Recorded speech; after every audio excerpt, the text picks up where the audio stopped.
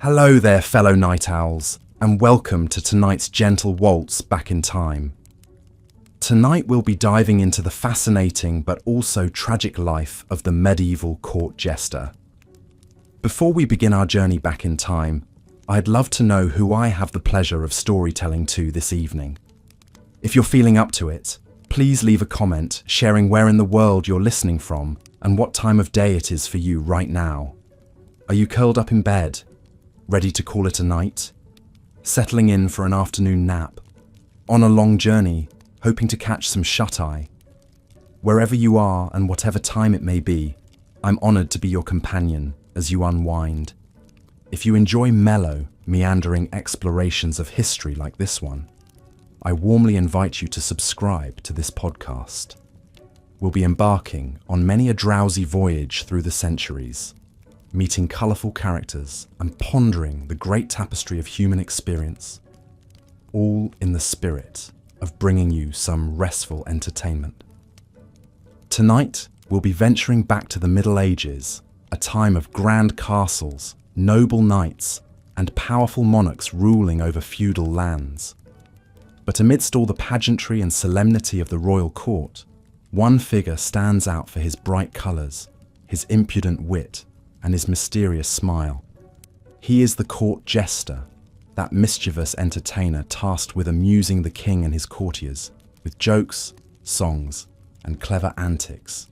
You can picture him now, a lithe acrobat in a motley patchwork of reds and greens and yellows, bells jingling merrily from the tips of his floppy hood. He prances and cavorts before the throne, a study in laughter and perpetual motion. His eyes sparkle with mirth above a knowing grin, as he delivers a sly quip that sets the whole court laughing.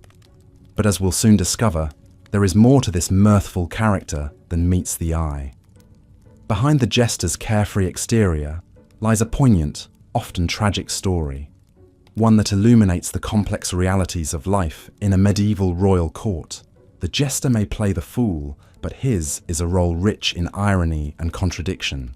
Through his tale, we'll encounter surprising truths about power and privilege, about the wisdom of fools and the foolishness of the wise. We'll see how laughter can disguise tears, and how even the lowliest individual can make their mark on history. So make yourself comfortable, dear listener, and let me spin for you the bittersweet ballad of the court jester. Our story begins centuries ago, in the royal courts of ancient lands. For as long as there have been kings and rulers, there have been those whose job it is to entertain them.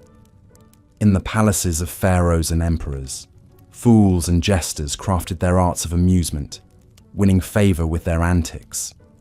The Egyptians had performers called danga, who used mimicry and satire to divert the royal household. In ancient Rome, the emperor Gallienus gave a regular fool called Marullus a seat at his table, where he was free to joke and cavort. Even the Bible speaks of royal fools, as when King Achish accused David of playing the madman in my presence. But it was in the Middle Ages that the jester as we know him truly came into his own. In the courts of medieval Europe, troubadours and minstrels evolved into fools and jesters, their quick wits and bold antics easing the tedium of courtly life. From the 12th century on, no royal entourage was complete without an impudent entertainer. These medieval fools were more than just simple clowns or buffoons. Jesters were men of many talents, skilled in music, acrobatics, storytelling, and above all, in comedy. A quick tongue and a ready joke were the jester's stock in trade. With a nimble wit, he could transform any situation into an opportunity for laughter. But the path of a jester was always a precarious one. To amuse a king was to walk a tightrope, balanced between mirth and mockery. One false step, one joke too far, and the fool could tumble from grace. In a society rigidly structured by rank and title, the jester occupied a unique position. He was often of low birth, yet his wit gave him a privileged place at the royal table. He might rub shoulders with princes and dukes, yet he remained always an outsider, set apart by his gaudy costume and eccentric ways. This was the paradox of the jester, at once insider and outsider, confidant and scapegoat. His was a delicate dance indeed, as we shall see in the tales to come. But first, let us examine more closely the way of the fool, the craft and traditions of this most peculiar of callings. Picture, if you will, a typical royal feast in a great medieval hall. Long wooden tables groan under the weight of sumptuous dishes. Nobles and ladies glitter in silks and jewels as servants scurry to and fro with flagons of mead and wine. At the head of the hall, on a raised dais, the king and queen preside in all their splendor. And then, with a clatter of bells and a raucous cry, in bounds the jester to work his merriment. All eyes turn to this curious figure in his trademark motley. From head to toe he is a riot of colour, a patchwork of bold hues, red and yellow and green, topped by a hood decorated with donkey's ears or the comb of a rooster. Around his neck and at his wrists and ankles, bells jingle with every caper and spring. Sometimes he carries a prop, a mock scepter or a pig's bladder on a stick. His very appearance proclaims him a man apart, a licensed transgressor of the normal social code. Now watch as he goes to work, this master of foolery. Perhaps he'll start with a somersault or a handstand, drawing applause for his acrobatic skill. Then some juggling to further warm the crowd. Balls and clubs and fruit whirling in dizzying arcs. But it's the jester's tongue, not his limbs, that are his true feat of dexterity.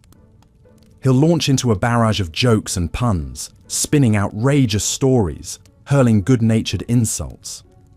Sacred cows are his favourite target. He'll parody the church and the aristocracy, poke fun at current events and local scandals. Nothing is off-limits for this voice of mischief, except, of course, directing his barbs too pointedly at the king himself. That way lies the dungeons, or worse. The jester must play his cheekiest jests on safer targets, using his wit to slyly comment on the foibles of those a rung or two below the royal level. Perhaps he'll engage in mock flirtation with the ladies at court, his audacity drawing giggles behind fans. Or maybe he'll play at riddling with a knight, frustrating the poor man with his nimble nonsense. Whatever his antics, the jester's goal is always to amuse, to transport the court to a world of whimsy and delight beyond the everyday. It was no easy task, this business of professional fooling. Jesters had to be jacks of all trades, masters of a dozen skills beyond mere joking. A fine singing voice was an asset, as jesters were often expected to perform the latest ditties and ballads. Skill at an instrument or two also helped. Jesters might play the vielle or pipe to accompany their songs and stories. Dancing, miming, sleight of hand, all were tools in the jester's kit of tricks. The more varied his abilities, the better his chance of tickling the royal funny bone. But the jester's most essential talent was his silver tongue.